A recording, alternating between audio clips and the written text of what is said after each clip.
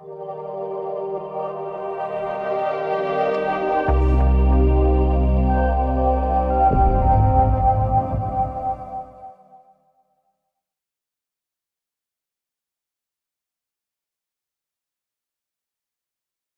decided to have two meetings, one at the City University tonight, and then on Sunday afternoon at the ECC Church in Hong Kong Island. That will continue, that will go on. The one at City University, unfortunately, was shut down yesterday because Muslims complained on campus that this was not proper. This kind of material is not proper for a university campus, which is fascinating since everything I'm going to do tonight is academic. This is straight academic material, which you would assume should be discussed on a university campus. If you don't discuss this kind of material on a campus, where else do you discuss it? I don't know of any Christians anywhere that have banned any meetings by anyone who confronts or criticizes the Bible. Do you? Have we ever done this? What's interesting is some of you may know what the Muslims have put out. Have you seen what they have put out this week? Read and see what they have said about me. It's slanderous what they're saying about me. That I spread lies, that I provoke and incite Muslims, that I'm a hateful preacher, highly disrespectful towards Islam. Just by asking questions about the Quran, I have been named all of these things, and they have banned Muslims from coming to this meeting. Are there any Muslims here tonight? One Muslim has dared. Thank you, sir, for coming. You're the only one that's... It's fascinating to me that Muslims will not show up at these meetings. Unless Muslims are going to listen to this material, they're not going to know how to defend it. But what I want to do tonight is go through this material. I want you to be the first to see it, because some of the material I'm introducing tonight will be the first time it's ever been introduced. Others of the material that I'm going to introduce, some of you may already know. So let's get right into it, and let's ask this question. Now, unfortunately, I don't have my computer in front of me because we aren't able to set it up so that I can see what I'm looking at. So I'm going to have to look at that screen as I go along from slide to slide. So forgive me if I don't always... I can't read that, it's too small. I'm 65 years old and my eyesight just isn't good enough to get that far. So I'm going to have to look the same direction you are. So forgive me for looking that direction. But let's go ahead. What do Muslims claim? Well, Muslims almost everywhere in the world do claim four things. Whether they are radical, whether they are nominal, or possibly not the liberals, but certainly the radical and the nominals would say four things. That the Quran is a book that is eternal. It's not just they that claim that. The Quran itself makes that claim in Surah 85, Ayah 22. Inimitable is certainly part of that claim. It is uncreated. Therefore, it has always existed eternally on clay tablets in heaven. Number two, that the Quran was sent down between 610 and 632 to a man named Muhammad, there in Arabia. Number three, that the Quran was finally completed by Uthman in 652, 20 years after Muhammad died. Roughly 20 years after Muhammad died, it was finally written down in its canonical form. And the number four, that the Quran that I have in my hand here, this Quran, the Arabic part of the Quran, not the English translation, but the Arabic, that this Quran is exactly the same Quran that exists on those eternal tablets, sent down to Muhammad and canonized by Uthman in 652. Those are the claims that you hear, and if there are any other claims, and if I am incorrect on that, then please do correct me. For 37 years, I've heard those four claims about the Quran. Now, we cannot confront the first two, uncreated, sent down, because how do you confront eternality? How do you confront whether or not it was sent down? We aren't living in the 7th century. But we can confront the last two, number 3 and 4, and that's what I'm going to do tonight. I'm going to ask Muslims anywhere, those of us, this is all going up on the internet by next week, so I want to ask all the Muslims to answer the second two claims. Show me one Quran that is from the 7th century, 652, that's complete and unchanged. Okay, that's what we're going to do. Now, how am I going to do that? Well, let's continue on. We would never make this claim about the Bible. No Christians, I hope, would say that the Bible is eternal. No, of course not. It was created. Every Muslim, every Christian knows that it was created. We know who created it. We know and gave the names to many of the authors of many of the books. We know it was written by men. It does not exist in heaven on any tablets. Secondly, sent down? No, it was not sent down to anyone. It was inspired by the Holy Spirit, but not sent down.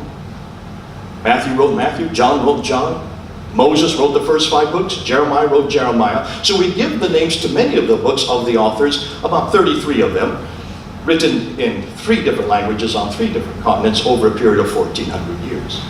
Complete in its original form, we would admit to the 3rd category, that it was complete at the time that it was written, but we don't have any of the originals, and we would be very clear on that and very transparent. Unchanged? No, of course it's been changed. We know where the changes are, and we are very transparent about it. In my Bible, it's very clear that Mark chapter 16, verse 9 to 20, has a line before it, warning the readers that possibly these were added at a later date. We don't have the originals in the Greek text. John chapter 7, verse 53 to John 8, verse 11, we have, in my Bible, there's a line above and below that portion of Scripture that stipulates very clearly that these are not found in the earliest Greek manuscripts. 1 John chapter 5, verse 7 should not be there. In most of our Bibles, we've taken it out. So we're aware that about 40 verses in the Bible should not be there. So we are very clear. No one would doubt that, I hope, in this room, that it has been changed. Of course it is. So we would not make the same claims that the Muslims make about the Quran. But what's our remit today? We cannot critique the uncreated part or sent down. We can only critique the archaic, complete, and unchanged Quran. Thus, we want to find one Quran, just one Quran, dated from the mid-7th century, complete and unchanged. That's all I'm asking tonight.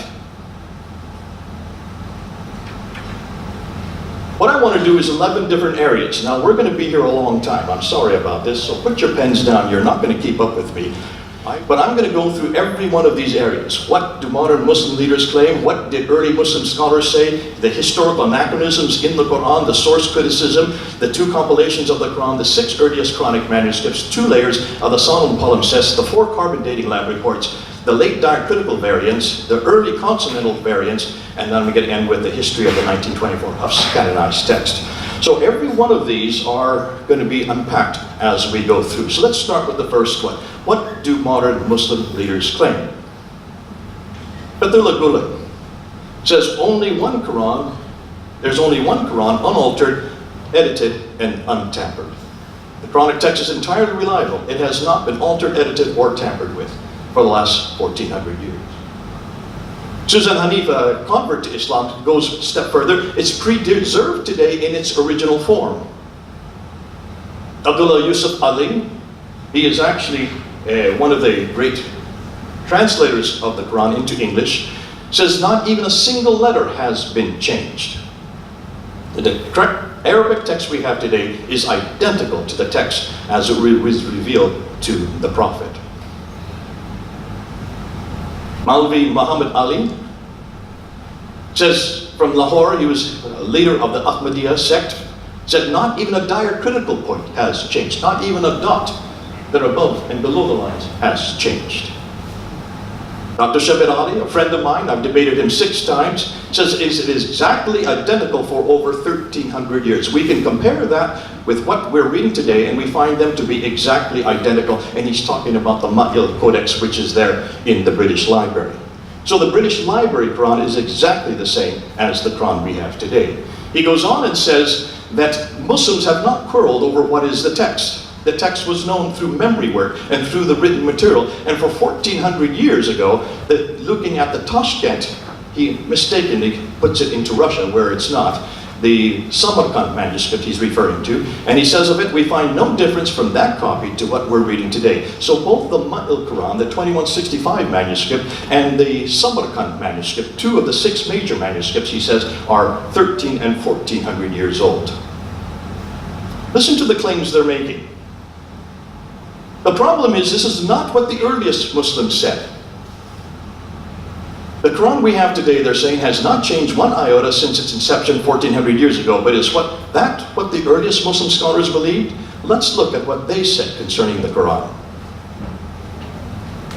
Now, there are 6 authoritative hadiths Al-Bukhari, Sahih Muslim, Ibn Dawud, Tirmidhi, Sugra, and Ibn Majah. But there are others that wrote similarly at the same time. Let's look and see what they said about the Quran. Now, these were all written in the late 9th century into the 10th century. So there are 240 and later years after Muhammad. These are much later texts, but these are the earliest material that Muslims have that speak about the Quran. What did they say about the Quran? According to Ibn Abi Dawud, some of the verses were lost.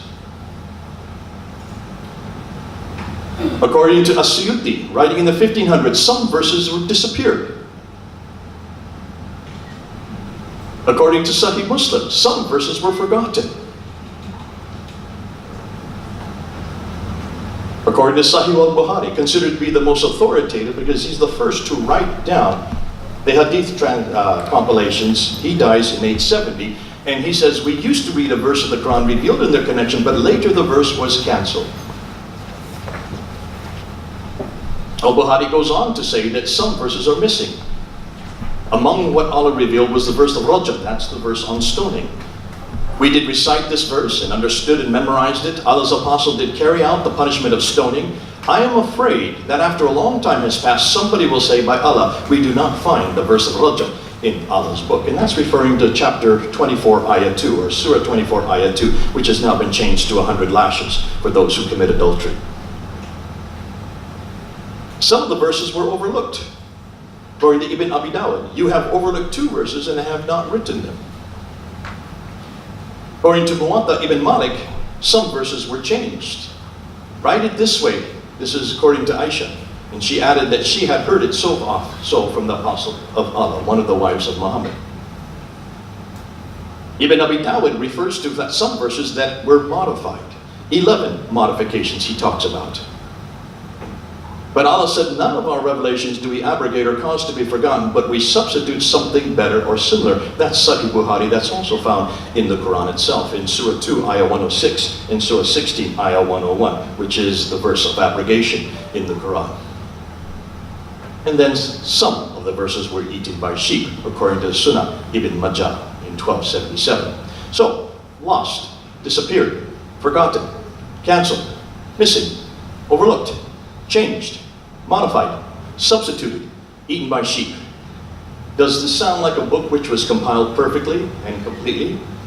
Does this not imply intentional human intervention right through its initial compilation? Can you see what the Muslim scholars are saying today and what the Muslim scholars said back in the 9th and 10th century are not the same thing? So this is a modern reflection of what modern scholars know today, not what the earliest Muslim scholars used to say. Let's look at some of the historical anachronisms, since we're doing a historical critique of the Quran. And where there are many historical anachronisms, I'm just going to give you a few to show what we now know. When you look at the Quran, you will find that the Quran introduces a Samaritan much too early in Surah 20. The Samiri has led them astray, so Moses returned to his people and asked, and what is your case, O Samiri? Yet Samaritans did not exist at the time of Moses in 1400 BC. The Samaritans were created by Sargon II in 722 BC, and this is very well known historically. Basically, the Quran is referring to Samaritans 700 years too early. All right, let's go back. And the mosque too early. Chapter 17, verse 1 refers to the Masjid al-Haram in Mecca, to the Masjid al-Aqsa in Jerusalem. But there was no mosque in Jerusalem at the time of 621 when Muhammad went up there. The earliest of any mosque that we know of is at the latest would be 652 when Jerusalem was finally conquered. But if they're referring to the Dome of the Rock, that was built in 691. And the Masjid al-Aqsa that this verse is referring to was built in 710. So it cannot even be the Jewish Temple of Jerusalem, as it was destroyed in 70 AD. So what mosque in Jerusalem is that verse referring to? Obviously, this is a much later redaction coming from a much later period, but historically completely inaccurate. And coats of chainmail are too early in Surah 34. And we made pliable for him iron, make full coats of mail, and calculate precisely the links, referring to David, who lived in 1000 BC. The problem is coats of chainmail were not invented until 200 BC, 800 years later. David could not have had chainmail that early. It also misplaces crucifixions too early. In chapter 7, verse 120 to 124, Pharaoh said to the sorcerers at the time of Moses that, "Indeed, I will surely crucify you all." Then in Surah 20, verse 71, Pharaoh said to the magicians at the time of Moses in 14 BC, "I will crucify you." Then in chapter 12, verse 41, Pharaoh says to a baker at the time of Joseph, 1800 BC, "He will be crucified." But there were no crucifixions at the time of Moses, nor were there any crucifixions at the time of Joseph, who lived in 1800 BC. Moses lived in 1400 BC. Crucifixions were first introduced in 500 BC. Thus, the Quran's crucifixions are in the wrong place and 1,000 to 1,300 years too early. Then denies the crucifixion of Jesus in Surah 4, ayah 157, and they did not kill him, nor did crucify him. If anything, they should have got that crucifixion correct. Because historically, almost everybody knows there was a crucifixion. Just take a look at Thales, a Greek historian, who was arguing about the crucifixion of Jesus in 52 AD. That's 20 years after Christ's death. He was not a Christian, he was a Greek historian. Josephus was a Jewish historian who not only talked about the crucifixion of Jesus, but mentioned that the Christians believe he rose again. And then you have Tacitus, a Roman historian who hated Christians, had nothing good to say about Christians, but not only spoke about the crucifixion of Jesus, placed it at the time of Pontius Pilate under the rule of Tiberius. And that's why we know it was 33 AD, because of Tacitus. So there you have Greek, Roman, and also Jewish historians who are all writing in the 1st to 2nd century, all showing that there was a crucifixion. Where does the Quran get its authority from for the fact that Jesus wasn't crucified? This was written, according to Muslims, 600 years later. It's also got the wrong Mary. In Surah 19, ayah 28, Mary, the mother of Jesus, is referred to as the sister of Aaron. Chapter 66, verse 12, Miriam, the first Saint Mary, who is the mother of Jesus, is the daughter of Imran. Surah 20, ayah 30, Aaron, Moses' brother. Now, we do know that there is an Aaron in the Old Testament who did have a father named Amram, which is the Hebrew name for Imran in Arabic. And they did have a brother, Aaron did have a brother named Moses. Both Aaron and Moses did have a sister named Miriam. It looks like whoever wrote the Quran confused the Mary from 1400 BC with the mother of Jesus from the 1st century AD. Can you see the problem here? They confused the wrong Mary. There's 1400 years between them. Unless Mary lived for an awful long time, it cannot be the same Mary. It confuses the Qibla in the Kaaba. Surah 2, ayah 144, 149 to 150. Notice it says that the Qibla was facing, though it doesn't say Mecca, it just says to the place of the prophet. Yet we know that there are now 4 Qiblas. That's for a whole nother lecture. I don't have time to get into that tonight. But we have found that all the earliest Qiblas and all the earliest mosques, 65 that we have looked at, of the first 17 that exist, all the way up until 706, Muhammad died in 632. The Qibla was canonized according to Surah 2, 144 in 624. Until 706, every Qibla for every mosque is facing Petra in Jordan, 600 miles too far north. So, of course, historically speaking, we find another anachronism. And the Kaaba in Surah 595 and 2, and you can see the references there on the screen. Abraham and Ishmael supposedly built the Kaaba. However, the historical record has Abraham way up in Canaan. That's 600 miles further north. Kissing the Black Stone was a Nabatean worship practice before Abraham, and again, 600 miles too far north. It confuses Pharaoh, the Tower of Babel, and Haman. In Surah 28, verse 38, O Haman, upon the clay and make for me a tower. In Surah 40, ayah 36 to 37, Pharaoh said, O Haman, construct me a tower that I might reach the heavens. The problem is that Haman, first of all, is not even an Egyptian name. Egypt never built any towers. They built pyramids and temples. Haman was not an Egyptian, but a Persian. Esther 3:1 talks about Haman was the minister of the Persian king Ahasuerus. Pharaoh lived in 1500 BC. Haman lived in 510 BC. Neither of them ever met. They were hundreds of years apart. So you can see these historical anachronisms put doubt to even the internal content. And it makes Alexander the Great an amazing engineer. Surah 18, ayah 96. Bring me sheets of iron between the two mountain walls that I may pour over it molten copper. So he builds an iron and copper wall between two mountains in 330 BC. This would be one of the greatest engineering feats in the history of mankind. Why have we not been told about this? And where is that wall today? We have 3 different biographies of Alexander from 300 BC. Not one of them refer to a wall of this magnitude. And it refers to futuristic coins, the dirham, way too early. Surah 12, ayah 20. A few dirhams counted out, referring to selling Joseph for a few dirhams counted out. Joseph lived in 1800 BC. Coins were not even created until the 600s by the Lydians. Dirhams were introduced in 660, post 661, by the Sufyani family. So could this be a later redaction? Conclusion? The authors of the Quran do not seem to know history very well. God would not make these kind of mistakes. This is further proof that the Quran includes intentional human interventions. What about where the Quran came from? Let's now investigate the sources of the Quran.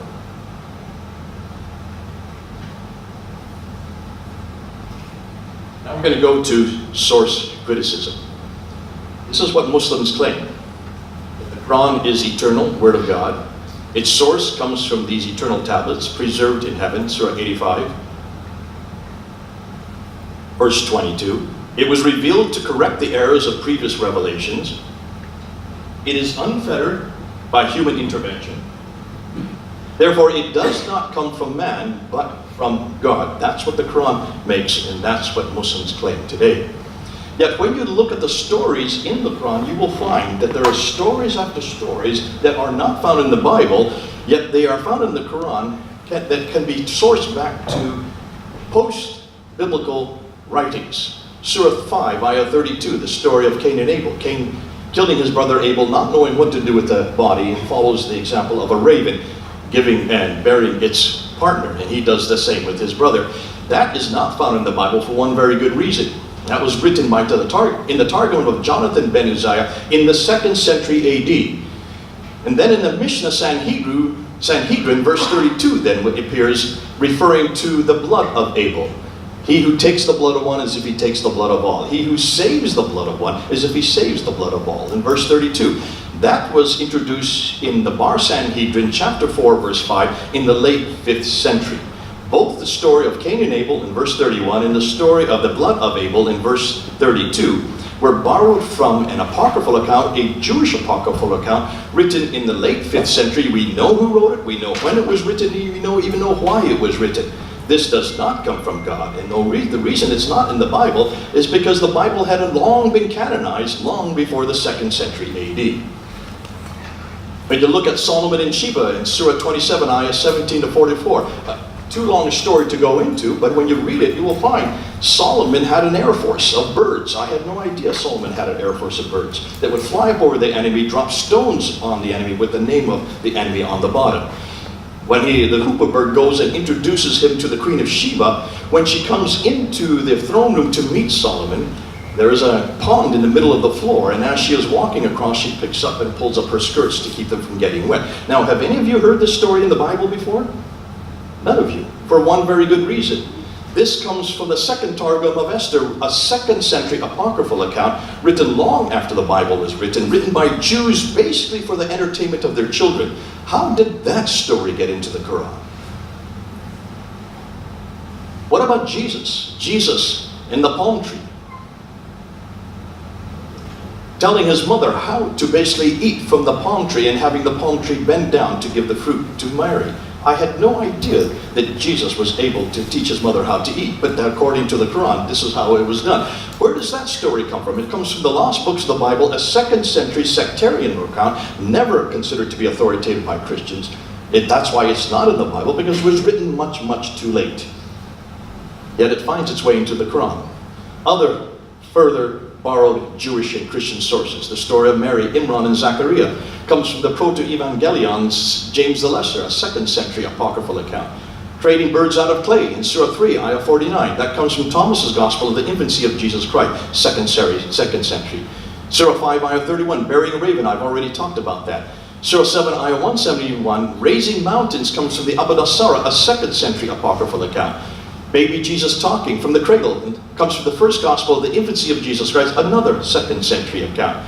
And then Abraham destroying all idols in the Kaaba in Mecca. In Surah 21, Ayah 51 to 71 comes from the Mishnah of Rabbah. These are all Jewish and Christian apocryphal writings written long after the Bible was created, never accepted by either the Jewish or the Christian community as authoritative, yet they find their way into the Quran. Fascinating. These borrowings suggest that the creators of the Quran borrowed the wrong material. Why is it that they borrowed these stories and not the authentic stories from the Bible themselves? There is the million-dollar question. We'll give you the answer. The Bible, both the Old and New Testament, were not translated into Arabic until the mid to late 8th century. The earliest translation we have of the New Testament in Arabic is known as the Arabic Codex of Sinai 151. It's in St. Catherine's Monastery, and the date for that codex, the earliest Arabic translation of the New Testament, is 867 AD. That's the late 9th century. Since the Muslims didn't have the Bible in Arabic in either the Old or New Testament, they went to these apocryphal writings. They incorporated these apocryphal writings, borrowed them from the wrong sources. And that's why we now today know, using source criticism, that much of the Quran is from the wrong source, borrowed from the wrong texts. What about the two compilations of the Quran itself? If it is internal and complete by 632 AD, why were two different Qurans created within 20 years? Let's start with the first one. To understand this, you need to go to Sahih al-Bukhari. Al-Bukhari is probably the most authoritative one who actually describes these compilations. You have to go to volume 6, Hadith number 509 and 510. These are classic ones. Everybody knows what I'm going to say next, and every Muslim I know knows about what Al-Bukhari says. According to Al-Bukhari, in 6509, between 632 and 634, this is right after Muhammad died, the first Caliph Abu Bakr did not have the Quran text written down. Umar, the second Caliph, who was with him, warns that since many who memorized it had died, therefore a large part of the Quran may be lost. So they asked Zayd ibn Thabit, who is the secretary of Muhammad, to write it down. So that means that after Muhammad died, the Quran had yet to be written down, according to Al-Bukhari. Okay? All of it's on the Arabic on the right, and there's the English next to it. I'm just summarizing it on the left. Thabit felt it was too difficult to write down, because it was something which even Muhammad didn't do in his lifetime. As we move on to the same compilation, it says that Thabit finally agreed and took 5 verses, and finally agreed and looked for verses collected from palm stalks, stones, and memories of surviving warriors. So therefore, he had nothing to go on except what other people had memorized and pieces of palm stones. This first compilation remained with Abu Bakr, the one that at times only one person remembered a verse. According to Surah 9, Ayah 128 to 129 is what it's referring to. This first compilation remained with Abu Bakr, the first Caliph, then with Umar, the second Caliph, then with his daughter Hafsa. And she, according to tradition, she put it under her bed and left it there for about 20 years. Then we go to Al-Bukhari, volume 6, verse 510. Hudayfa was afraid that the people of Syria and Iraq had different recitations of the Quran, so he asked Uthman to have the Quran written down a second time. So this is the second recension. Look at the date, 652. We're now 20 years later, using Hafsa's first compilation. So they take that first compilation, the first codex of the Quran, they take it from Hafsa, who has it under her bed, and they give it back to Zayd ibn Thabit, who is the one that wrote the first recension down, the first compilation. Uthman orders 4 compilers, along with Thabit, Zubair, Alas, and Hisham, to rewrite the text. Okay? Let's move on. If the 4 had any disagreement, they were to write it in the Qurayshi dialect. Now hold on a minute, stop right there. If you know Arabic, there's a problem right here. Anybody who knows Arabic knows that in order to have dialectical differences, you need to have diacritical marks, or you need to have vowelization. That's why if you go anywhere in the Arab-speaking world and buy a newspaper, let's say in Cairo, Egypt, If you buy the newspaper there, it will not have vowelization. Why? Because anybody who is in Morocco or in Jordan or any other country that has a different dialect will not be able to read it if it has the dialects for the Kyrene text. In order to sell papers in more countries, they keep the vowelizations out so that everybody can read it in their own dialect. Therefore, in order to have dialectical differences, in order to have a Qurayshi dialect, you need to have vowelizations, that's the dhamma, the kasra, and the fatha, and you have to have diacritical marks. You have to have the dots above and below the lines. There were no diacritical marks in the 7th century. Vowelization and diacritical marks were only invented in the 8th and 9th century. That's 100 to 200 years later. So how could this have been a problem in the 7th century? Well, look who's writing this. This is Al-Bukhari writing this in the late 9th century, when there would have been diacritical marks and vowelization. So what Al-Bukhari is saying is he is redacting this back to the 7th century without ever studying his own history. He didn't realize that he's making an enormous error here. But today, we know that this could not have happened that early. Then Uthman sends a copy to every Muslim province. How many provinces were there at the time of Uthman? Count them. Basra, Baghdad, Damascus, Jerusalem, Cairo, Alexandria, Aden, Herat, and Nishapur. How many is that? 9 provinces. If a copy was sent to 9 provinces, that means there must be 9 Qurans that were created in the mid-7th century that we should be able to find today. I would like Muslims to provide one of those 9 Qurans. It's not me saying this. This is Al-Bukhari saying this. Okay, I'm just quoting Al-Bukhari. We know that there were 9 provinces at that time. Why can't Muslims even come up with one copy of those 9 codices? Once the copies of Uthman's second compilation were sent to the 9 provinces, he then ordered that all the other Quranic materials, whether written in fragmentary manuscripts or whole copies, be burnt. Why do you burn manuscripts? Well, the answer is very simple. You burn manuscripts that disagree. Now remember, these are not diacritical differences. There is no diacritical marks. There are no dots in any of these manuscripts. This has nothing to do with vowelization. The Dhamma, Kasra, Fatha, these have yet to be invented. So if you're burning manuscript, you're burning consonantal text. Manuscripts that only have consonants. Ooh, I love that. Which means these have nothing to do with the ahruf or the kirat that Muslims are talking about today. Ahruf and kirat were not invented yet. There was no reason to have ahruf and kirat this early. Because in order to have ahruf, for those Muslims who are listening, they're on the internet, and those who are in this room who are Muslims, can you hear what I'm saying?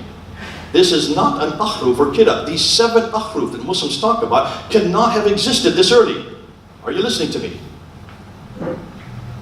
Why would you burn manuscripts unless there is something you are trying to censor?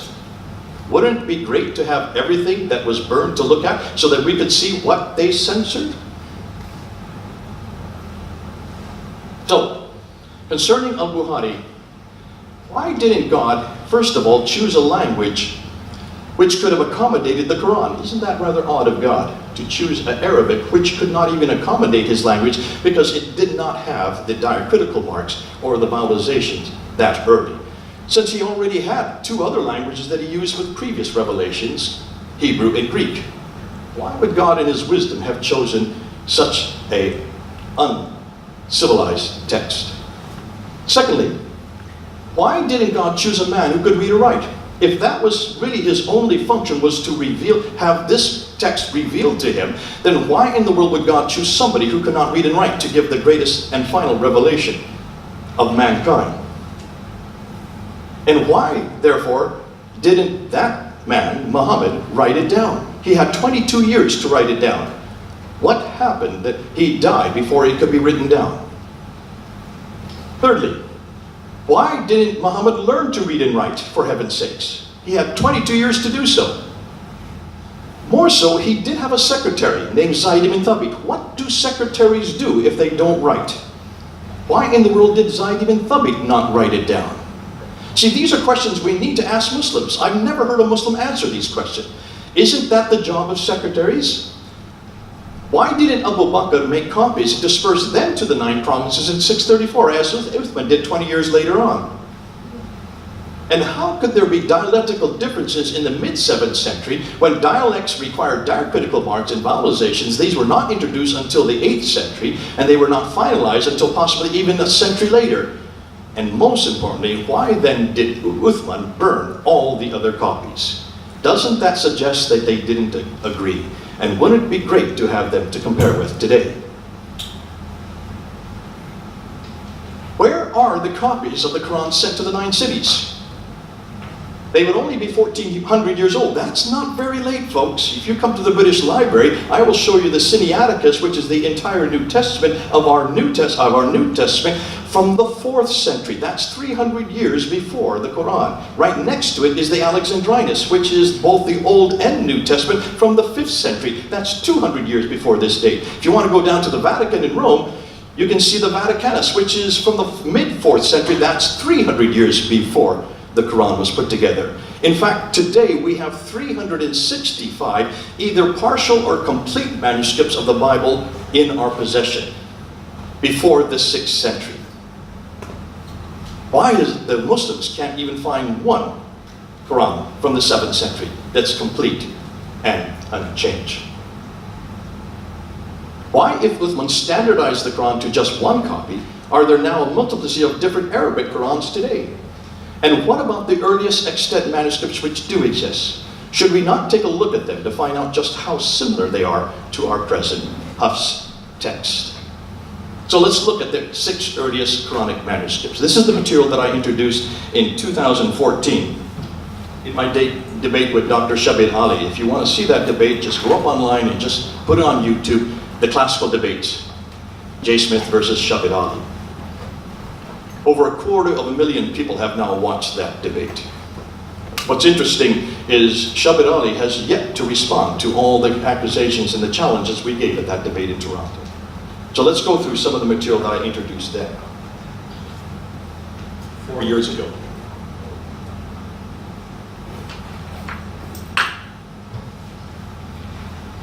Now, remember, the 9 codices sent to the 9 cities in 650 AD. By 650 AD, we already have this whole area here. Does this work?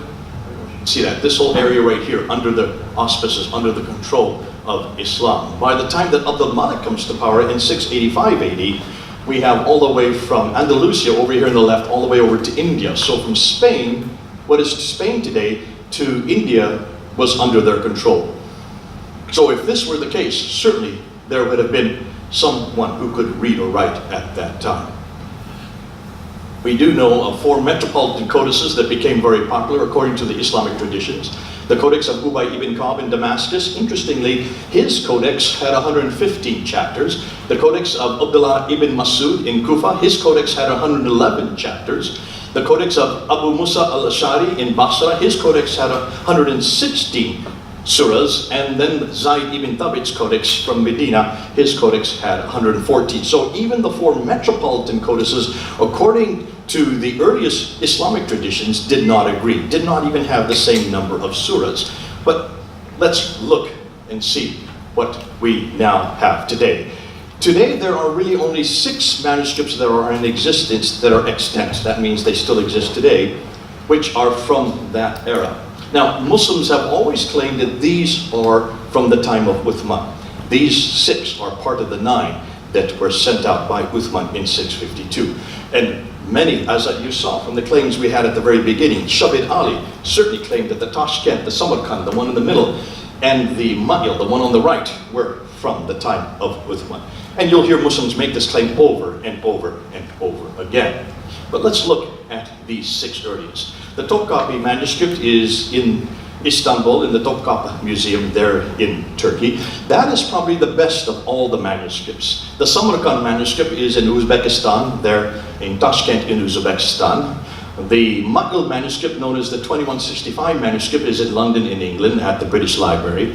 The Paris Petropolitanus manuscript is in Taki at the Bibliothèque Nationale there in France. The Al-Huzayni manuscript is found in Cairo, there in Egypt, and then probably the most exciting manuscript, the latest one to be discovered, is the Sana'a manuscript, found in, which is placed in Yemen, there in Sana'a in Yemen. What do the scholars say their conclusions concerning the 6 earliest Qur'ans. Now, I'm going to use 2 Muslim scholars, Professor Ekmeluddin Ihsanoglu, who is the founding Director General of IRSISA from 1980 to 2004, and the Secretary General of the Organization of the Islamic Conference Research Center. And I'm going to use also Dr. Tahir Altıkılıç, leading scholar in Quranic studies, ex-president of the Turkish Religious Affairs, deputy in the Turkish Parliament. The reason I'm using these 2 scholars is because these are the only 2 scholars who have looked at all 6 manuscripts. They were given 5 years to look at them between 2002 and 2007. They came out with their research in 2009. It was printed in English in 2013. I received it at that time, and that's why I challenged Shabit Ali to our debate in 2014 in Toronto on September 29th. And that's why it's important that we use their research, because they are the ones who have been the only ones who have had access to all 6 manuscripts. And what do they say? Professor Ihsanoglu says we have none of Uthman's Musaf, so none of these are from Uthman. None of these are from 652. Nor do we have any copies from these Musafs. These Musafs date from the later Umayyad period. The Umayyads began in 661 up until 749. So from 661 up to 749, the later Umayyad period, which means long after 652. Dr. Altıkılıç agrees, says no serious scholarly work has been done on them. These Musafs date from the early to mid-8th century. They are not Uthmanic, nor copies sent by him.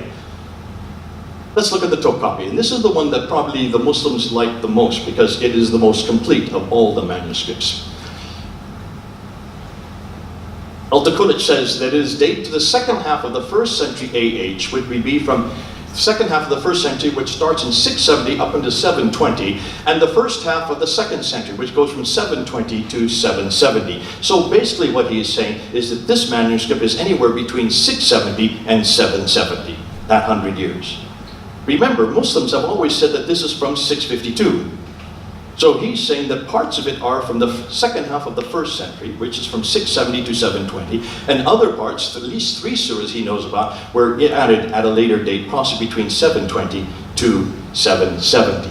Even though we would like to publish this sacred text as the Musaf of Caliph Uthman, our research indicated that it was neither the private Musaf of Caliph Uthman nor one of the Musafs he sent to various centers. There are deviations from grammatical rules and spelling mistakes in the Musafs attributed to Caliph Uthman. He concludes that there are 2,270 instances where there is a difference from the consonantal skeleton of the Fa text. What's the Fa text? That's this text that we're using today. This is the Fa text. This is the canonical text. So there are 2,270 manuscript variants. That means words or phrases different in that manuscript than the book I have in my hand. This is not the same Quran. Are you hearing that? Hugely important. Look at some of the differences. Surah 14:38 in the Topkapi says, "You know what we conceal and what he revealed." In the Koran text, the 1924 canon, it says, "You know what we conceal and what we reveals." From he, it goes to we. Who is, if they look at the difference there as to what that does to the theology behind that. Surah 3, Ayah 158, "If you should die or be slain, you shall not be gathered." The Koran text now says, "If you should die or be slain, before him you shall undoubtedly be gathered." It completely contradicts the first verse. Here's a complete contradiction between the Topkapi and the Hafs text that we're using today. Let's look at the second manuscript, the Samarkand. The Samarkand was considered to be the best of all these manuscripts. It was brought to London a number of years ago. I lived in London, my wife and I lived in London for 25 years, and I remember going down to see it there at the British Library. It's known as a monumental text, very unsophisticated. Script helps to date it, but what's interesting is what Altıkılıç and Ekmeluddin say. Both, Dr. Altıkılıç especially, says the Samarkand is not Uthmanic as it dates from the 8th century. 6 reasons to discredit this Musaf, he says. It has undisciplined spelling, it has different writing styles, it has scribal mistakes, it has copyist mistakes, written by someone with little experience, with later additions, and only goes up to Surah 43. The Quran has 114 surahs. So much of the Quran is missing. However, within those 43 surahs that do exist, there's only one surah that's complete. 24 surahs are partial, and 18 of them do not even exist. So when even Muslims say it goes up to Surah 43, most of it is missing within those 43 surahs. Why haven't we been told this before? Why haven't Muslims admitted to this? And why do they say that this codex is complete? Shabir Ali has said this for years and years and years, that this is a complete text. It's because no one bothered to look at it until these two gentlemen did.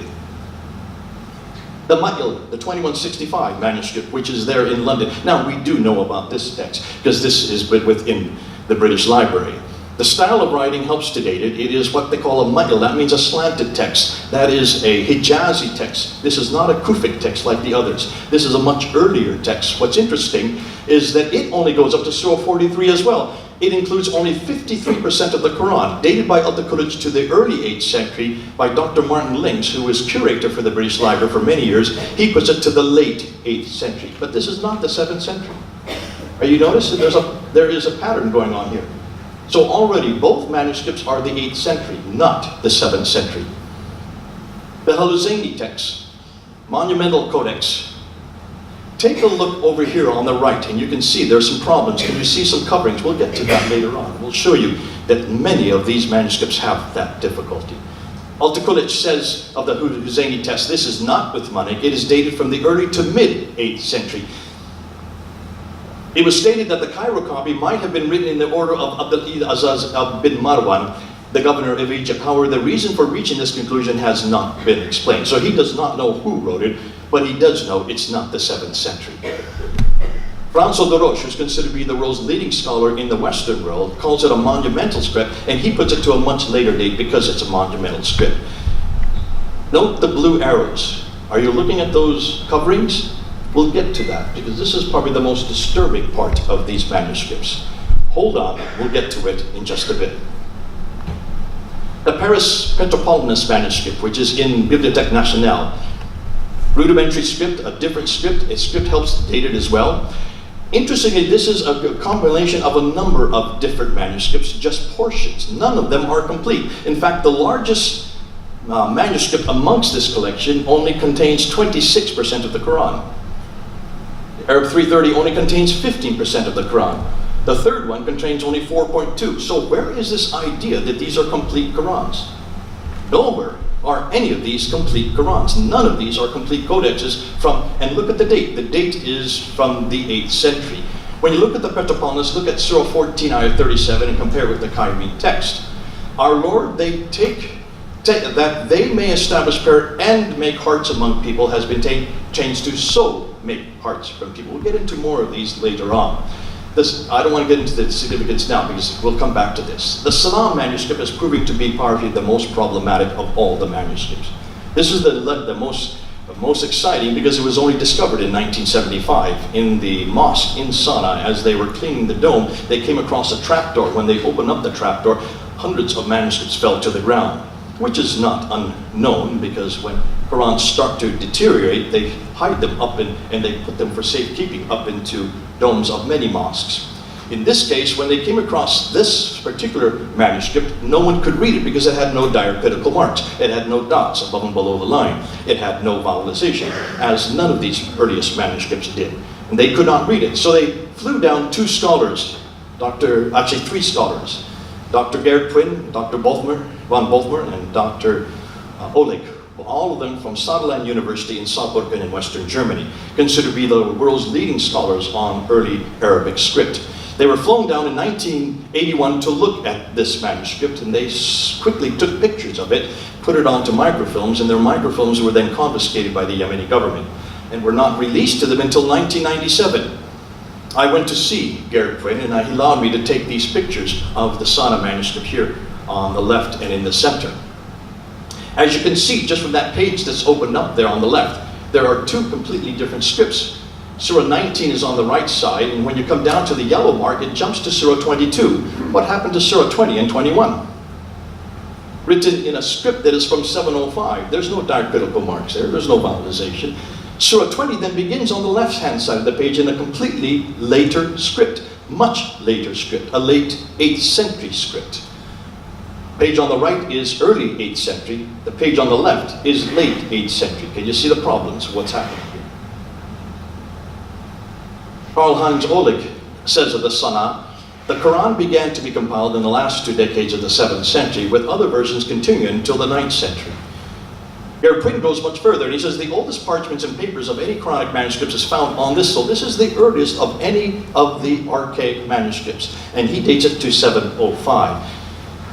But they are found, that he says, yet more than half of the text is ambiguous letters which need diacritical marks for understanding. Adding vowels help correct mistakes. Changes in the orthography are found in geographical traditional schools. But this Sana manuscript is more interesting than the others because it turns out to be a palimpsest. What is a palimpsest? A palimpsest is what happens when you have a codex or anything written on animal skin, as this is. Most all of these manuscripts were written on deer skin. The nice thing about deer skin is if you make a mistake or if you don't like what you've written, you can just wash it off and then write over top. The problem is after hundreds of years, the ink in the lower layer starts to bleed through. And that's what's exactly happened with this Sana manuscript. So let's look and see. They noticed that there were 2 layers to this script, and the lower layer started bleeding through because we're talking about 1300 years later. They then were able to separate the 2 layers using ultraviolet lights. Now, though we knew about this, we never really were given access to it. There you can see, using ultraviolet lights. Can you see a lower layer there and an upper layer? The lower layer is the lighter one. According to scholars today, it was written between 671 and 705. The upper layer was written from 705 and later, because it had additions that were probably added 60 years later. Now what was interesting is, we want to ask, what is the difference between the lower text and the upper text? And why was the lower text erased? Well, possibly the text was faded and was illegible, that's why they did it. Possibly the text was inaccurate and needed correcting. Possibly the text was obsolete and needed updating. And possibly the text was nascent form of the later upper text. The book that has finally come out on it just came out last year, written by Dr. Asma Hilali, called the Sana Palimpsest. She is the first now to actually write and publish. You can get her book. Read and see what she says. What she says is basically what has been echoed by not only Dr. Gerrit Quinn and Elizabeth Quinn, who've done the most work on this, but also Sadeghi and M. Gudarzi, and also then Elizabeth Quinn. They all agree that there are more variants in the lower text than in the upper text. What is interesting from her book, she says that the Sana Palimpsest is basically made up of 63 verses. The lower text has 63 verses, but it has 70 variants within those verses, which do not agree with the text I have in my hand here. Which means almost every verse has variants. Now Hilali, who is a Muslim herself, trying to come up with some type of reasoning, suggests that this may be part of a reading text, a school text. This may be something that students have put together. That the upper text was there, but the problem is even the upper text has variants from what the Quran that we use today. Elizabeth Quinn, who's done the most work on it, says that the lower text was in the process of being corrected and made more precisely canonical. Thus the 2 layers were stages in a process of canonization. She suggests that the corrections predate the upper text and were so many that at some stage the corrector abandoned the corrections and the text was palimpsested. In other words, it was washed off and rewritten over top because they just had too many differences. That's her conclusion from what she has seen. When you look at the lower text and compare with the upper text there in the slide above, you can see that there are 63 of these verses. Amongst the 63 verses, there are 70 variants. 25 times verbs and nouns are different. The articles are different. Participles are different. Conjunctions are different. Prepositions are different. 29 times it has isolated letters. Expressions are different. Entire sentences 16 times. Note some overlap within the same verse. Sentences that are different, expressions that are different, verbs that are different, nouns which are different, prepositions over and over. You can see there are so many differences. We don't have time to go through all of them. Here are just a few examples. But Allah has cursed them for their injustices in the Sana Palimpsest. Today it now says, but in fact Allah has cursed them for their unbelief. Can you see how that changes the theology of the text? From injustice to unbelief. Which is it? And which one of these is the one that's in the eternal tablets in heaven? Because they could say 2 completely different things. Let's look at some other examples. There's many here, so I don't want to spend too much time on this. Here's another one. The mosques of Allah are only to be maintained by those who believe in Allah. This is in Surah 19, Ayah 18. In the last days. And he did jihad, struggled in the name of Allah, and did fear anyone but Allah. For it is expected that those who are successful be the rightly guided. That now in the Koran text now says, the Hafs text, 1924 text says, perform the salat prayer and give zakat and fear none but Allah. Completely different verse. They've added now perform salat and zakat in the Koran text, the 1924 text. Here's another one. Let's go back to this one. Ask forgiveness for them, or do not ask forgiveness for them.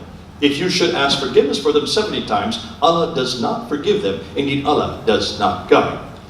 Today now it says Allah will not forgive them because they disbelieve in Allah and His Prophet, and Allah does not guide. Now His Prophet is added to the text. And you see how that changes the theology. You could do a whole doctoral research just on that one verse. In fact, every one of these would be a thesis for a doctorate. When you look at the upper text compared to the lower text, even the upper text does not agree with the 1924 Koran text. We're going to get back to this Koran text that I'm referring to. Conclusions? There are variants in the upper text as well. This suggests that a standard text had not been canonized even in the early 8th century. These reading circles that Hilali refers to are fallacious because parchments are very expensive. You would not waste animal skin on students. More than that, you would not then preserve them for 1400 years.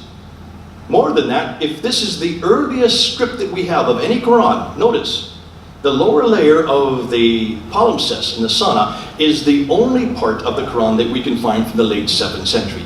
Why is it that this is the earliest that we can find, and yet it does not agree with the Quran in 70 areas in just 63 verses? Why would you preserve something of that magnitude for 1400 years? I would suggest that Quinn probably has it correct when she says this is a pre-Quranic text which does not correspond with any 8th to 10th century narrative, and that's why it disagrees not only with the other manuscripts, it disagrees with the Quran that we have today. Why are these later palimpsests the earliest ones, and where is the original Quran from which these supposed reading texts were derived? Hilali doesn't answer that question. To date, no Muslim has answered that question. There is just a vacant silence. Can we conclude, therefore, that these two palimpsest layers are an example of a nascent Quran in its early formation? Are either of these two layers parallel to the eternal tablets in heaven? Since these are so different from the Quran we are using today, then where is the original manuscript for the 1924 Hafs text used around the world? We're still waiting. Now, on to the carbon dating fiasco introduced in 2015 with the 2 Birmingham folios. You probably all remember in 2015 when they came up with these folios that supposedly were the oldest Quran in existence, dating from 568 to 645. Muhammad was born in 570 and died 632. So this follows the life of Muhammad. All over the press showing that this is the oldest Quran in existence. What's fascinating to me is that the Birmingham folios are only 2 pages. The front and back of 2 pages. This is not a manuscript. These are just 2 folios. And what's interesting is, have you noticed no Muslim scholar has come forward to support the claims that the Birmingham University claimed and BBC flashed all over their screens in 2015? There's a reason for that. Look at the dates. 568 to 645.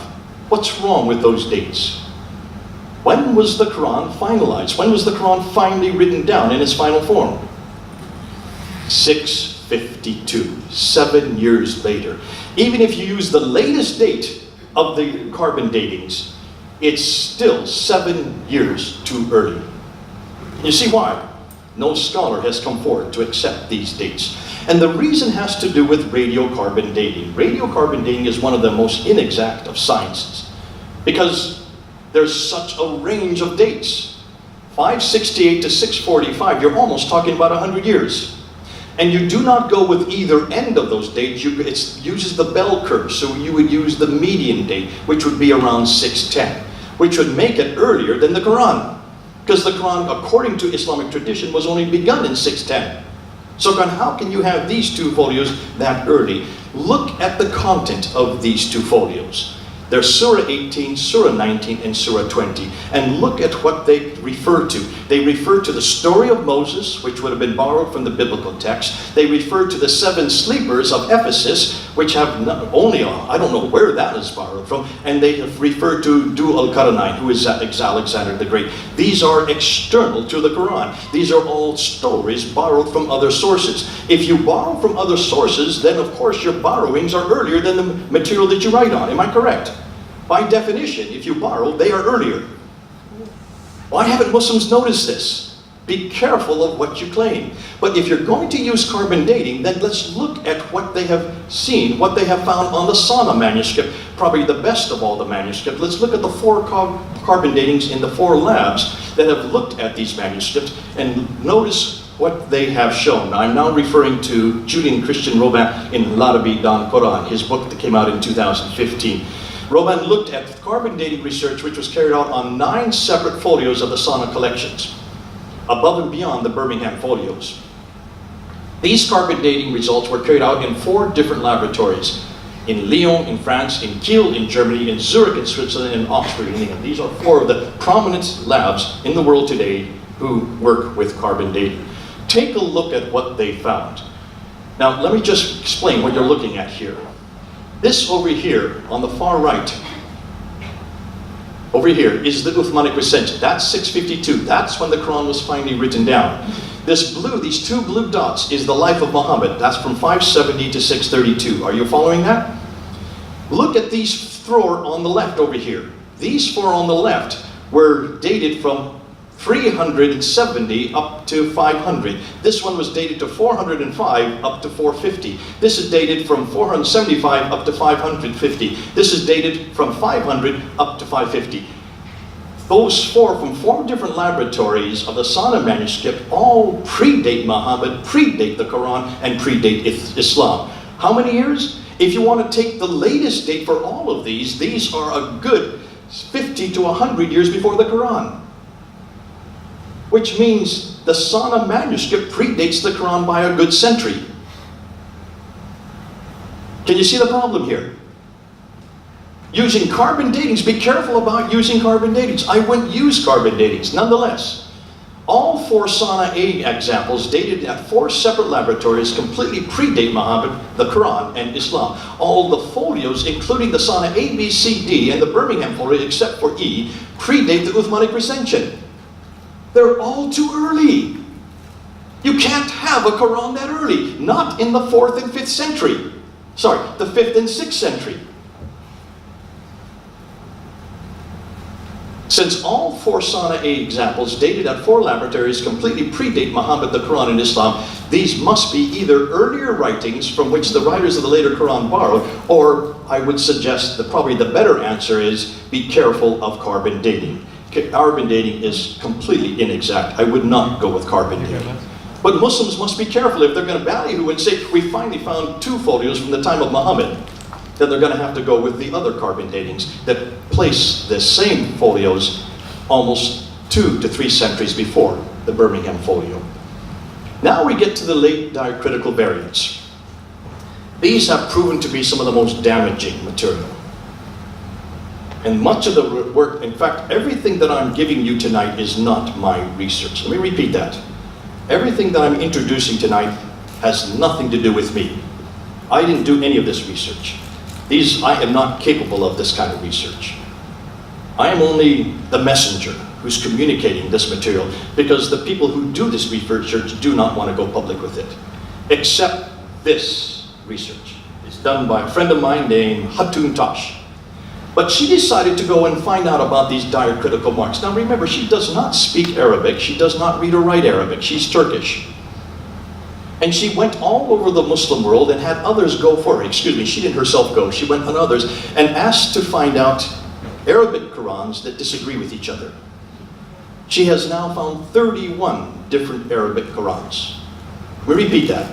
She has found 31 Arabic Qurans, not translations. Every one of these are written in Arabic. Found and purchased in 3 countries, Morocco, Jordan, and Yemen. Now let me explain what I'm going to do next. In order to understand this, I'm going to have to give you a little Arabic lesson, okay, so you understand where I'm going. When you look at this picture on the right, you will see it just has letters, but there's no dots above and below the line, right? So for a Muslim reading that, it's very confusing. You cannot really read that unless you take and try to understand the context. These are letters without the diacritical marks. They are also without any vowelization. The fatah, which is the ah sound, the dhamma, which is the u sound, and the kasra, which is the e sound. That's found in the Samarkand manuscript. Here's another example of the Sana manuscript, and you can see it has no dots and below the lines. That's what I've been talking about. It has no vowelization, no curly cues above it, no slice, little not marked below it, nor unmarked on the side of it. That would be the dhamma, the kasra, and the fatah. Here's another example of an early rasm. This is the Topkapi manuscript, which is in Istanbul. Now, there are diacritical marks being added in. Can you notice that? These have a few diacritical marks, but they're all written in red, which means they were added at a later date. This was not part of the original text. Here's another early Shiite Quran. Notice Ali's Quran, according to tradition, still with no diacritical marks. So why were diacritical marks and vowels needed? Let me show you why. That is the alphabet of the Quran. 28 Arabic letters without dots in the 7th century. That's what they would look like in the 7th century. The problem is you need to find, of those 28 letters, 6 of them are unique. The Aleph, the Kaf, the Lam, the Mim, the Ha, and the Waw. Of the 28 letters, only 6 are unique. All the other 22 letters need dots above and below the line to delineate them one from the other. Are you following that? That's the problem with Arabic. Before those dots were created, there was no way to read this. Why? Well, take a look. When you look at just one smiley face, let's just look at that. If you put one dot above it, it becomes a na. If you put 2 dots, it becomes a ta. If you put 3 dots, it becomes a fa. If you put 1 dot below it, it becomes a ba. 2 dots below it, it becomes a ya. Which means you can have na, ta, tha, ba, ya. 5 different letters depending on where you put the dots. You thought Chinese was difficult. Take a look at that. That's why it's absolutely important that the diacritical marks were added. But these were only invented in the 8th century. These did not exist in the 7th century when these manuscripts supposedly were created. And every one of these 6 manuscripts that we're looking at did not have these dots in them in the 8th century. You can get 5 different letters with the same smiley face, depending on how many of the 5 dots you use. If you use the same smiley face, connected together, just say 3 of them together, look and see what happens. When we add dots to just these 3 smiley faces, we can produce 19 different words. There are the 19 different words. That's why it's absolutely important that you have to have added diacritical marks and vowelization. Hatun then looked and wanted to look at these 31 Qurans. Now, what she noticed was this. Here are the 31 she had. Al-Susi, Abi Jafar, Yaqub, Duri, Abi Ibn Amr al-Basri, Ibn Amr, Khalaf al-Qashar, excuse me for my pronunciation, Al-Layth Ibn Khalid, the Wash al-Azraq way. There are many different Wash. Here's another Wash, Al-Asbahani way. There's the Ibn Jamaz. There's the Duri Ibn Amr al-Ah. There's Khalif. I'm going to continue going much faster now because it doesn't matter whether or not you see what they're written, because I'm going to run out of time. These are just 26 of the 31 she has now been able to procure. 26 of the 31 that she now has in her possession there in London. Now, who are these individuals and what are these names? These names are all students on the right side of the graph. These are students who come from teachers that are in the middle, who come from those 5 cities: Medina, Mecca, Damascus, Kufa, and Basra. Medina and Mecca are in Saudi Arabia, Damascus is in Syria, Kufa and Basra are in what is today Iraq. So 5 cities producing 5 teachers who then have 37 different students. But take a look, let's look more carefully at that one right there, where the black line is. That is the student known as Hafs. Hafs is the Quran that I have in my hand today. This is the text that we use today. But he is only a student from Kufa. Look when he died, 796. If you look at those little brown cloud figures, look at the numbers. Al-Bazi at the top, 1,094 variants in his text from the Quran we have today. Galun, 1,700 differences. Hisham, 1,300 differences. Khalid, 2,600 differences. Coming down to Abu al-Harith, 5,000 differences between his Quran and the Quran we have today. By the time you get down to Hafs, two-thirds of the way down, we need to ask, why is it all of these Qurans are so different? Now, it's not Hatun has done the work on this. These are Arab scholars who are now looking at these texts. They have now found 59,776 differences between just the 23 that they've looked at so far. They haven't even got to 31 of them. They've already found almost 60,000 differences. Yet we have been told that there's only one Quran and that every Quran is exactly the same. Why have Muslims been lying to us all these years? If we can find 60,000 differences using diacritical differences, then why have Muslims never told us this? So when did these differences begin? Well, look when Hafs died, 796. That's 144 years after Uthman that Hafs put his Quran together. Who was Hafs? Was he a prophet? He was nothing more than a student. Why is Hafs important? Hold on, we're going to get to that right at the end. Readers and transmitters versus Hafs. The variant verses. Just take a look at some of them. Now, whenever Muslims bring this up, they always bring Surah 1, Ayah 4, where Hafs on the left says, the only owner, Maliki, versus the Warsh, which is Maliki, the king. And therefore, the translation, the only owner versus the king, well, there's not much difference. And what you'll hear Muslims say over and over again is that this does not change the meaning of the text. Now, I don't have time to go through all the 60,000 differences tonight. I'm just going to show a few of the differences, and you decide whether or not this changes the meaning of the text. Let me go through some that are probably easier to understand than others.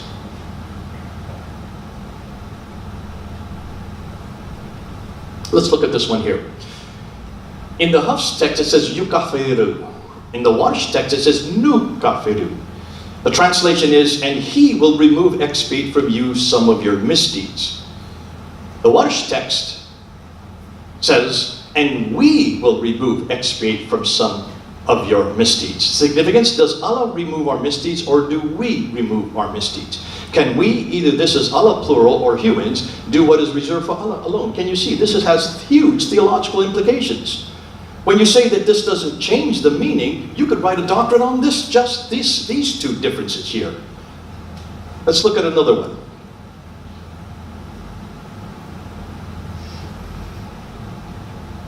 Here's one. Qatala versus Kutila. In the Hafs version today it says, and how many a prophet fought with whom were many worshippers of the Lord. In the Warsh it says Kutila, which translated says, and how many prophets were killed with whom were many worshippers of the Lord. Significance, did prophets simply fight or were they killed? If I were a prophet, I would rather fight than be killed, as the former survives. Here's another one. Kalimatu versus Kalimatu. And the word of your Lord has been fulfilled in truth and justice. None can change his words, and he is the all-hearer and the all-knower.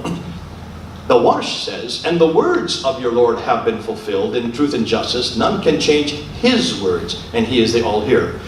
Is the word of God fulfilled or the words of God fulfilled? Notice in the Hafs version, the singular Hafs word does not agree with the plural form of the second sentence. So when the Hafs was finally written, it actually has a grammatical mistake built into it. The Warsh is probably the better translation. So here you can see not only is it different concerning who does what, how many words God has, but it doesn't even agree in the Hafs version. Al-Riya Bushra or versus Al-Ri Nashra. And he it is who sends forth the winds, bearing good news before his mercy, is in the Hafs version. In the Alayt Ibn Khalid version, it says, and he it is who sends forth the wind as scatterers. Does the wind bear good news, or does it scatter rain clouds? It seems the wind has two completely different functions here.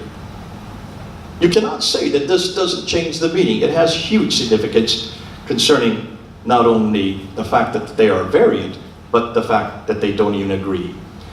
Here you have Nafu and Nu'azib versus Yufa and Tu'azib. In the Hafs it says, make no excuse, you have disbelieved after you had believed. If we forgive some of you, we will punish others amongst you. In the Ibn Kathir version, it says, make no excuse, you have disbelieved after you had believed. If some of you are forgiven, others will be punished amongst you. So, will the hypocrites be forgiven or punished, or were they forgiven? It looks like a student completely changed the text later on, suggesting later tampering. Here you have Lasa Hirun with a Dagar Aleph. Ijaz likes to claim that almost all of these variants in the Tok copy are Dagar Aleph, and that does not change the meaning. Let's look and see what a Dagar Aleph does do with these two texts. Lasa Hirun, using a Dagar Aleph, the Warsh does not have a Dagar Aleph, and it's just Lasihun. So on one side you have indeed, this is surely a magician with the Dagar Aleph. Without the Dagar Aleph in the Warsh text, it says indeed, this is surely a work of magic. So is revelation to a man the work of a magician or a work of magic? There's a confusion concerning whether it is a man or an action happening here. It does not only change the word, it changes the meaning and the significance of the entire verse, if you add or do not add a Dagar Aleph along A. Here you have Minha versus Minhuma. I surely shall find better than this when I return to him. Versus Warsh, which says, I surely shall find better than both of them when I return to him. Will the companion find a better place or a place better than two others? Who are the two others in the Warsh of whom he will be better? Huge significance theologically when you see the interpretations of what that means. Let's look at some other ones and then we'll go on. In the Hafs it says Ibadana with the Dagar Aleph. Here's another case of a Dagar Aleph changing the meaning. In the Al-Bazi rendition it's Abdana. And remember our slaves, Ibrahim, Isaac, and Yaqub, owners of that which comes later. Versus, and remember our slaves singular, Ibrahim, Isaac, and Yaqub. Are there three listed slaves of Allah or just one? I'm afraid Al-Bazi doesn't know how to count, because you cannot have a singular referring to three people. So there's a grammatical mistake already by just taking the Dagar Aleph out. Chapter 43, verse 19. And they make the angels who are slaves of the beneficent females. This is Ibadu. Versus the Rah rendition, and says, and they make the angels who are in the presence of the beneficent females. Now there are two problems here between these two texts. Are the angels slaves of Allah or simply in the presence of Allah? Number two, is it the slaves or those in Allah's presence who will be made females? If I were an angel, I would prefer being in God's presence than a slave. And if I were an angel, I would prefer if only the slaves were made females, thank you, being a male myself. Surah 46, Ayah 15. Ihsanan versus Husna. And we have enjoined on man doing good to his parents. Versus, and we have enjoined on man beauty to his parents. Are men supposed to be do good or be beautiful to their parents? As a parent myself, I would prefer my son be good rather than be good looking. Can you see how these change the meaning of the text? I'm just giving you a smattering of the 70,000 that the 60,000 that we've now discovered. Here's Surah 49, Ayah 6. Fatabayun yadu versus Fatatha batu. O you who believe, if a rebellious evil person comes to you with news, verify it, lest you harm people in ignorance. Versus, O you who believe, if a rebellious evil person comes to you with news, stand firm, lest you harm people in ignorance. Do we verify a bad person's news or stand firm? Verifying news is more practical than just standing still and doing nothing. Creatures versus the innocent. Are we Christians the worst creatures, or are we innocent, depending on whether or not Hafs or Wash is used? What are innocent Christians, Jews, and polytheists doing in hell? So you can see the Warsh completely not only changes the reference point, it says something completely different about us as Christians and Jews, and also has huge theological differences or importation in just that verse. The conclusion? Hatun has found 31 of the 37 possible Qira'at collections. She has located 59,765. When I say she hasn't done any of this. The Arab scholars have done this for her. Between just 23 of these collections, many of these differences not only change the text, but in some cases even change the theology. So they are not trivial, as Muslims like to contend. The one finally chosen in 1924, the Hafs, was created 144 years after Uthman. Don't these roughly 60,000 differences suggest massive human interventions? Yet these aren't the only variants. There are even more damaging consonantal variants, which we will now look at. The early consonantal variants are by far the most damaging. Now, I have to be careful because I'm not permitted to show you everything I know about this because this has yet to be published. I was hoping that it would be published before today. In fact, Dr. Dan Brubaker, who has done the most germinal work, this is part of his doctoral thesis, is the one that has done the best work on this, is just now coming out with this book. It's supposed to have it was supposed to have come out this summer, and then it was delayed till October 31st. Well, we're now the 23rd of November, and it's still not out. The publishers are still holding off on it, I think because they realize how damaging this is going to be to Islam, and they're very skittish about it, much like the City University is skittish about having this lecture in their halls. But this is the book that's going to come out. You can then buy it. And this is just 20 examples of corrections. He has found over 4,000 consonantal corrections. Let me repeat that. He has now found over 4,000 of these consonantal corrections. This is not diacritical marks. This is not vowelization. This is not the diacritical problems that we just looked at. This is much more damaging. What kind of variants has he found? He's found hundreds of insertions, hundreds of erasures overwritten, hundreds of overwritings without erasures, hundreds of selective coverings, and hundreds of selective coverings overwritten, as well as tapings. What do I mean? Well, here you can see insertions, words that have been added at a later date, a post-production addition, in some cases much, much later. Here are erasers. You can see where they've erased letters, removing and overwriting. There is an aleph that has been removed. Rethink. Erasers overwritten. These are different words with writings over top. So they erased the word and then they've written over top of it. Later letters added in new script and ink after the original. Overwriting without erasers. Here they haven't even bothered to erase them. They just wrote over top of them, which helps us because we can see what they've changed. You can see entire sentences have been changed above the lower sentences. Either to restore a portion of the text as faded with time or change the text entirely. And you can see, because you can read the text underneath, in many cases they changed the text entirely. And then selective coverings. These are probably the most damaging because it's obvious that there's censorship. Take a look at the middle one. There is so much censorship in just one page. You can hardly read the text. So much has been covered over. Intentional changes directly over portions of the text. Selective coverings with overwritten. Here they have covered it over with the taping and then they've written a completely different word over top. You can see in the middle and over on the right, there are some coverings where they didn't write over top, and then there are some coverings where they have written over top with other words later on. And then there are tapings. Over here, when you look at the one in the middle, when Daniel Brubaker saw this, he couldn't figure out why that tape was there. He thought maybe it was damage to the manuscript, but when he looked on the back side, there was no damage whatsoever. It's obviously they were trying to censor the text. They were trying to hide the text that was there. So let's look at some of these. And I was going to look at some of the Topkapi. Let's look at some of the Topkapi manuscript, the ones the Muslims favor the most.